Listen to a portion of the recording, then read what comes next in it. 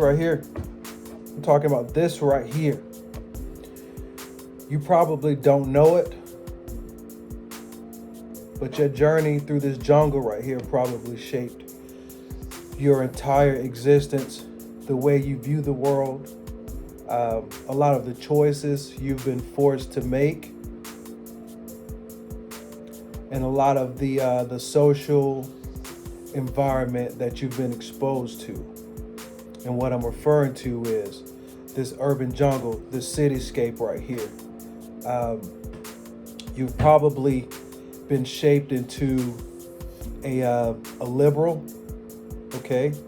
A liberal meaning the loose view of the world, the flowing, the less structured way of thinking, okay? And when I'm referring to you, I'm talking about you men here, most of you who have probably been drawn to my channel, okay? And that's exactly what I want to get into today is my journey or my latest transition from a liberal thinker to a conservative thinker, okay? More conservative lifestyle, all right? So don't go anywhere, stick around. If you're new to the channel, I want to let you know that you have a home here, okay? And as such, I want you to hit that subscribe button below, jam that notification bell, okay? Let's engage. Let's hear your comments. Don't forget to like the channel. As a matter of fact, go ahead and hit that like button right now before we get started, and by all means, please share with some other gentlemen that you think that may be interested in this channel, may find a little bit more safety in the content on this channel right here. All right, I'm D Bailey. I am a father to 3 awesome boys, 2 being adults. One's a educator, one's a tradesman, and then I am currently raising a well put together young man attending private school, lover of God, Christ, and just articulate. Okay, I am a Marine Corps veteran. Did some time in the Marine Corps, and I'm also a college educated, successful real estate professional, public servant. Again, if you've been around this channel for a while, you know that I was raised by a single mother. Did a lot of moving around. I have to put that out there because it shaped my journey and it shaped my way of thinking as it stands right now. So the point of this video, guys, I want to offer my transition from liberal to conservative. All right. So let's hashtag that L2C. All right. Hit those, put that down in the comments right now. Hashtag L2C. So that's hashtag L, the number 2, and the letter C. Okay. After this video, I want you guys to begin posting your journey from liberal to conservative. All right. So I want to say this, my journey from liberal to conservative, it has to go back. Okay. Being raised by a single mother, weekend father. All right. Raised in the inner city, this right here. But what I want to do is fast forward until my later years. Going through all the turmoil, I've always had the mindset of, being a member of the Black community, or what I like to say, Black community, in quotation marks, because I really don't believe that a Black community exists. All right. But being a member of the Black community, I have, been exposed to a lot of the dysfunction, the struggle, okay, the groupthink, the stigma of snitching, the stigma of law enforcement being the boogeyman, the stigma of being forced or pressure into viewing the world from a democratic um, standpoint. When I say democratic, I mean more so the Democrat Party um, paradigm. Okay, being interested in the rap culture. Okay, um, white supremacy, being a thing that shaped or shapes people, in the black community's mindset. The victim mentality, okay? Um, as a little boy, I remember being exposed to all of that. However, what was being true to myself was finding, being drawn more so to the ambitious people, okay, whether they were white or black, Martin Luther King Jr.'s, the leaders of the community, those people that were groundbreaking, that were innovators. Again, whether they were white or black, your JFKs, um, you know, finding joy in country music. Um, Not just the music itself, but the content, the subject matter, the outdoors, the family, the love, the horses, the cows, the simple living, things that weren't owned by a race, but it made more sense um, in life. Okay, um, began noticing that the black community castigated or rejected those, spurned those things because it wasn't inherent in the black community. Again, the black community. All right. Um, my view of the world was an oddity. Okay. Me being the youngest in my family, I was, I was viewed as, an outsider to a degree. Okay. Not being a victim. Okay. Not to the point where I felt I was a victim, because that was this drive. Okay. For me to see those things that I didn't witness within my family. Okay. I looked outside to the world. I looked to the things that made sense to me. Okay. I dreamed big. If I had to sum it up, I dreamed big. That was nothing. It didn't make sense to stop at what was immediately in front of me. Okay. All right. So let's fast forward to adulthood. This way of thinking never went away. Okay. It played out, but it never went, it never went away. It was always there inherently. I recall graduating from college. Okay. I have a degree in political science. I began studying the way the world operated outside of my immediate circle. All right. There were those in my immediate circle that began calling me a Republican. Okay.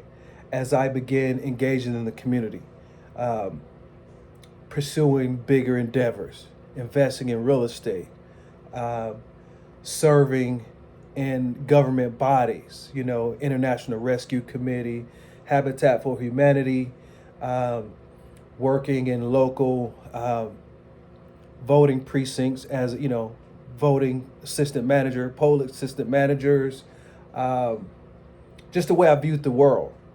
Um, I took on views that weren't well known or adopted within the black community around me. I remember being labeled as a Republican, which I was not. I've never voted as a Republican. Okay, I've never voted as a Republican.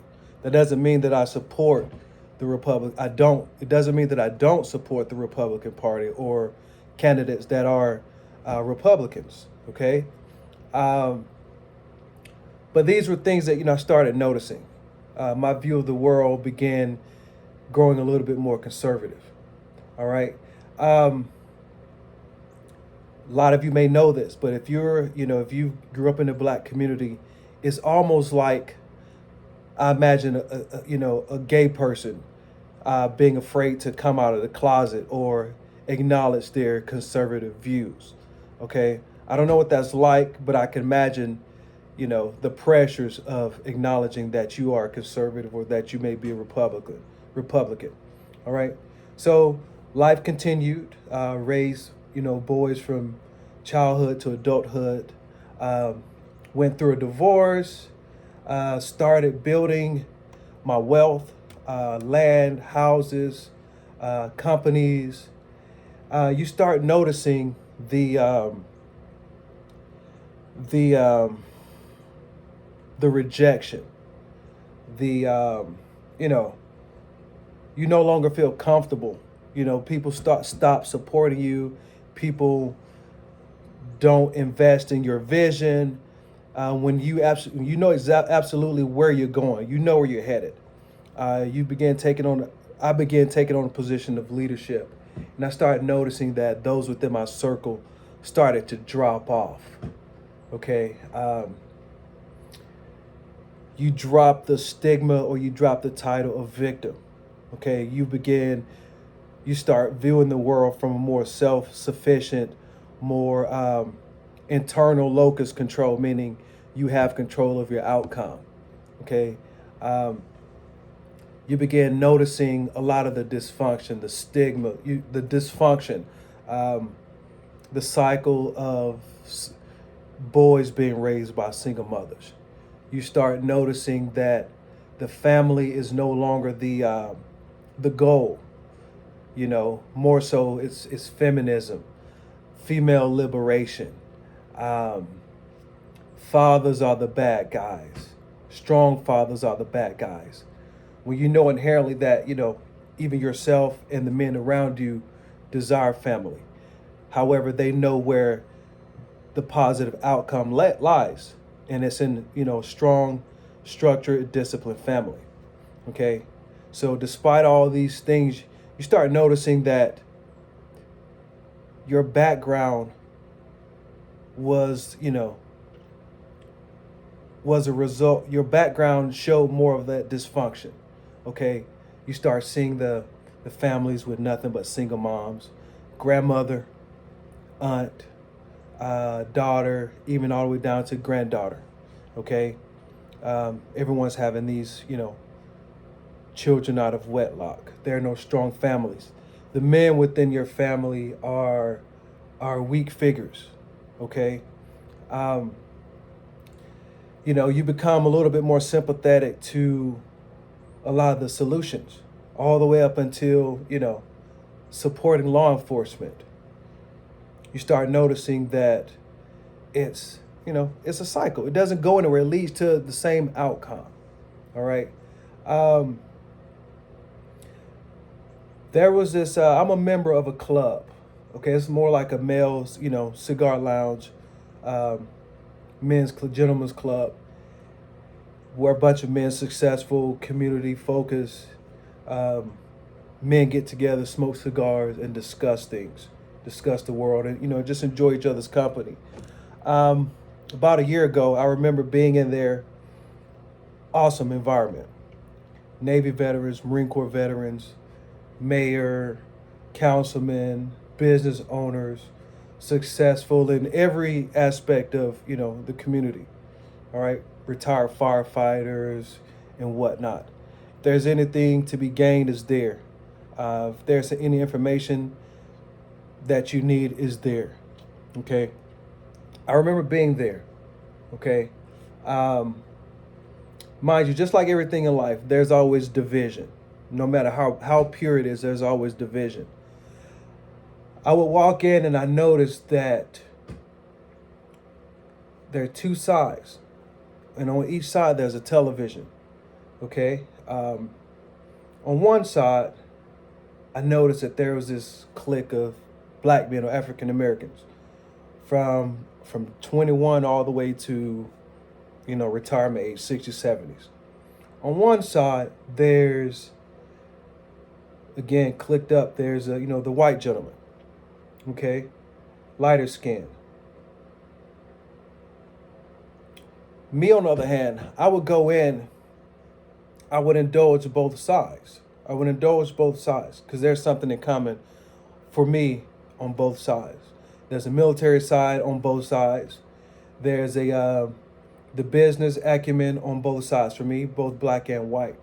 However, What I noticed on the black side was there was this ongoing discussion of the white boogeyman. Okay, the white boogeyman, the the the silent them over there, the silent them over there. Okay, constant discussion. It was like this cloud of victimhood. Okay, cloud of victimhood, and underneath all that was this negative vibe. Okay, um, sometimes where I would walk in and I would decide to sit on the side where where it was a little bit more laid back, positive. The conversation wasn't on uh, the boogeyman, those black people over there. It wasn't on, you know, it wasn't focused on the negative. It was just what we shared in common. Okay, economy. The conversation on this end just made more sense to me. Okay, where the economy was headed, how crappy the country is currently, what's causing these things. All right. Mind you, on the black side, had a lot of good people over there. A lot of good people there. One day, I decided to ask a question. Hey, what are you guys' thoughts on Donald Trump? What are your guys' thoughts on Donald Trump? Man, why did I do that? It was the conversation went south. Every black guy on that side began going in on me. It was not because of the point that I made or the merit of what I was saying. It was the audacity of me to even have a degree of objectivity in my tone, in the topic. Having the audacity to even consider that things were a result of the way things are a result of a lot of the dysfunction in the black community. Rap music, the rioting, the state of the community, single motherhood, stealing on, just looting and all this whatnot. Okay. And at that moment, I began to see that, this whole victimhood or this victim mentality was intergenerational. Okay. There was no getting out of it. There was no getting out of it. And after that day, I was no longer welcome into the club. Okay, I still go there. No one kicked me out or anything, but it was, when I say club, I mean that side of the club, okay? Needless to say, when I go back there and decide to hang out, that I am on the conservative side of the coin, okay? After that day, I started to notice that it was more so, what's up, how you doing? Adapt, shake, handshake, a surface level conversation, and that was it. Okay. And mind you, these are military veterans on the black side. These were, police officers, general contractors, and whatnot. So now, I go on the side where, things are a little bit more kosher, a little bit more objective. Okay. All right. Here's another nuance in that whole conversation. The owner or the proprietor of this establishment, black man married to a white woman. I started to notice that the conversations that we would have where the white man was a boogeyman or the sellout black man, was a part of the conversation, that conversation would always be hush hush or kept quiet when the owner came around. All right. And mind you, these guys are super cool with the owner. But it didn't make sense to me that you guys view the white man this way. You guys attribute all of your woes to the white man, but yet the owner, the guys who you are, the guy whom you are super friendly with, is married to a white woman, and you feel as though you have to tone down your conversation when they come around. It didn't make sense to me. It didn't make sense to me. Super hypocritical. All right. But yeah, this is where my journey began to shift from liberal to conservative. Okay. I never liked to hold on to those, to labels. Okay. I never liked to be defined by labels. But at that point, I started to, gain a little bit more pride or, confidence in accepting the fact that I am a conservative thinker. I'm a lover of God. I believe in family. I believe in being true to what I enjoy. Okay. I believe in self-sufficiency. I believe that we are creators of our own fate. We're responsible for our own fate. Big government, which I just totally despise. I now see a lot of the flaws within the black community, and it all rests in the victimhood. It rests in the glorification of dysfunction, guns, drugs, violence. Okay. And within this journey, I have began being proactive in what I listen to, who I'm around, and just I have a greater level of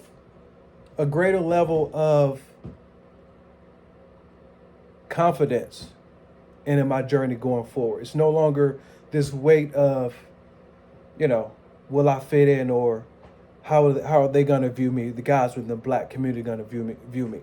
All right.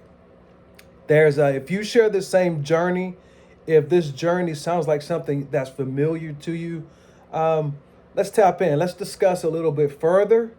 Tap in. Let's build a community around it. It's definitely necessary. It's something that we can all grow together in.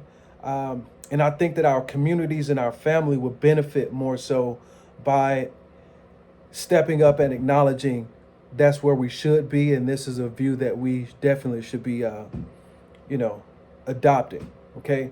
So if you're a black man, you share similar upbringing, inner city dweller, but you've always had this desire to grow and build and be free.